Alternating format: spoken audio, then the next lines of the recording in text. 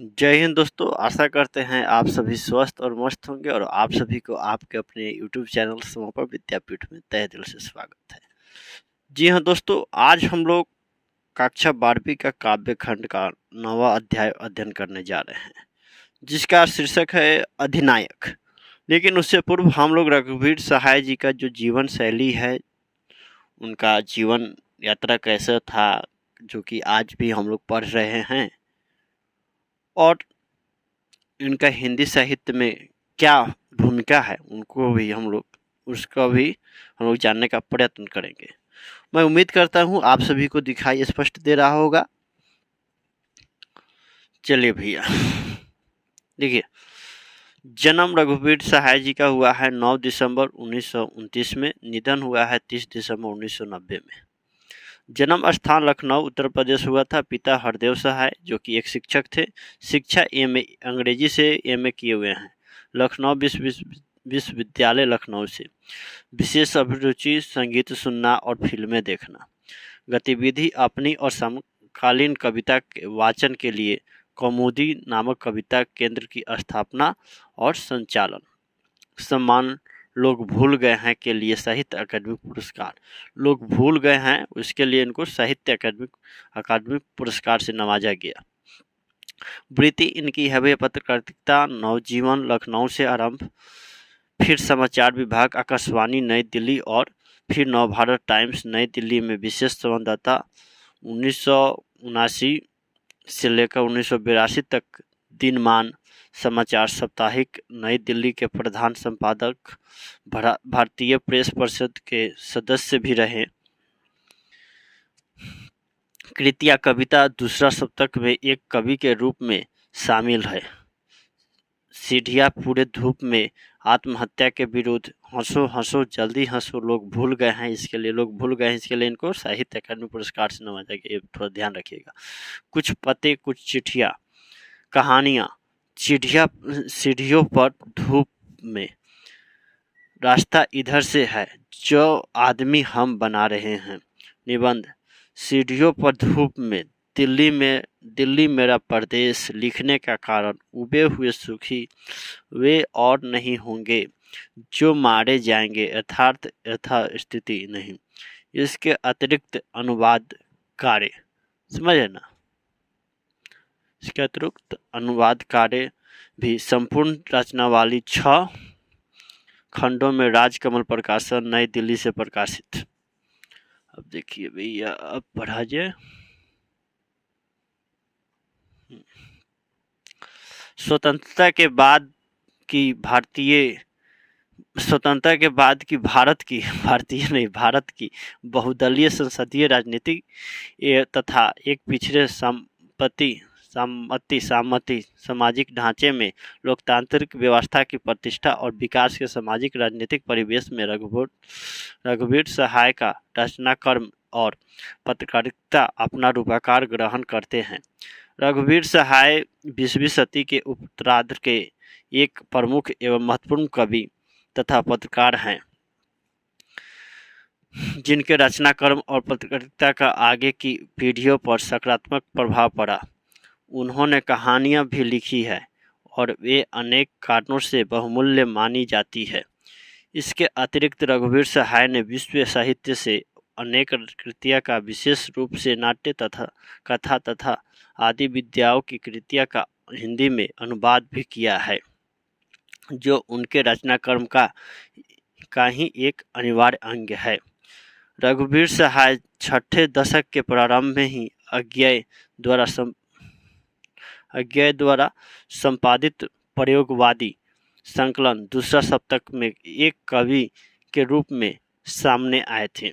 अज्ञेय के शब्दों और प्रयोगवाद की सबसे बड़ी भूमिका यह है कि छायावाद आदि पिछले काव्य आंदोलन के बचे खुचे प्रभावों और संस्कारों से नए प्रयोगों द्वारा पूरी तरह मुक्त होकर कविता की अग्रति और विकास के लिए नई रचना भूमि, नई भाषा, मुहावरा और रचनातंत्र की उद्भावना की शुरुआत हुई।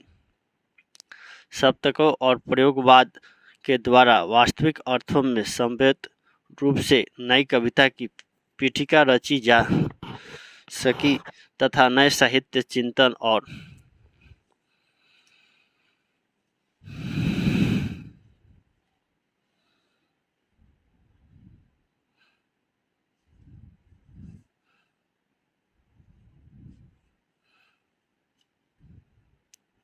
थोड़ा सा पढ़िए भैया। रचना उपक्रम की प्रस्तावना की जा सकी। दूसरा सप्तक के 7 कवियों में रघुवीर सहाय शामिल एवं उनकी कविता संवेदना, सरोकार, विषय वस्तु, अनुभव, भाषा, शिल्प आदि अनेक तलों पर अपने संकल्प और व्यवहार में नहीं थी। देखिए नहीं थी, नया समझ रहे भैया। देखिए मैं बात बता रहा हूँ, इसे प्रश्न आने की कम संभावना रहते हैं थोड़ा सा, क्योंकि देखिए यहाँ पर परिचय पर हो सकता है संक्षेप में, लेकिन थोड़ा सा हम पढ़ ले रहे हैं उनके जीवन से जुड़ी हुई बात, समझ ना, थोड़ा सा समय लगेगा 10 मिनट। यदि आपको इच्छा हो तो आप लोग पढ़िएगा, अन्यथा आप तो वैसे ही पढ़ ही रहे हैं।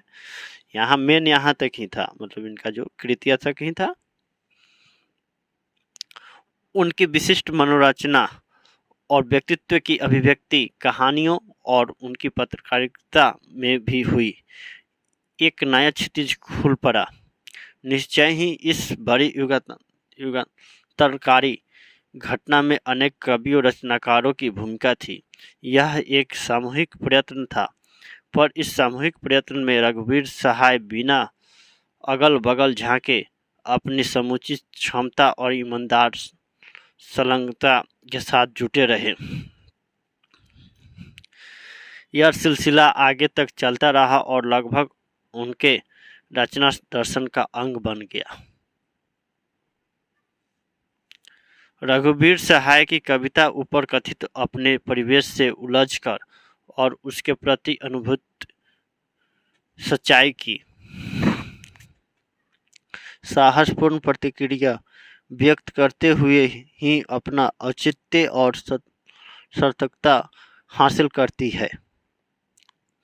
कई बार यह प्रतिक्रिया निर्मम, तीखी और दाहक भी हो उठती है, पर ऐसा हरगिज नहीं होता कि इस निर्ममता और दाहकता के लिए कवि अपनी पीठ ठोके, इसमें रस या सुख पाए, इसे अपनी वीर मुर्दा बना ले और दूसरे शब्दों में यह उसकी कविता की आभूषण संपदा बन जाए। रघुवीर सहाय व्यंग्य, कटाक्ष, घृणा और क्रोध का बहुधा उपयोग करते हैं। बड़े सार्थक उपयोग, किंतु उद्देश्य में निहित अर्थ परपीड़न का सुख नहीं होता। सच्चा रचनात्मकता या कहे अर्थपूर्ण नई सामाजिकता होती है। जातिवादी, ऊंच नीच, अमीर गरीब आदि विभाजनों पर टिकी हुई समाज संरचना, स्वार्थ दोहन, ठगी और पाखंड पर टिकी हुई राजनीति और संस्कृति को लेकर रघुवीर सहाय सतत सजग और सचेत रहे हैं। उन्हें सौंदर्य से ज़्यादा हमेशा ही सत्य कवि कर्म की ध्येय लगता रहा, बल्कि यह कहना शायद अधिक उपयुक्त हो कि सच के साहसपूर्ण उद्घाटन में ही उनके निकट सौंदर्य के लिए सूरत निकल पाती रही है। ऐतिहासिक परिस्थितियों के दबाव में बदलते जाने की लाचारी में लगातार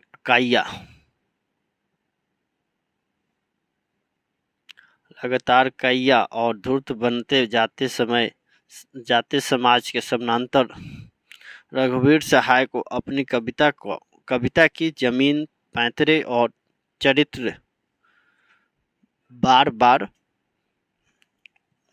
बदलने रहने की। देखिए मैं यहाँ आपको यहाँ पर आप देख रहा होगा,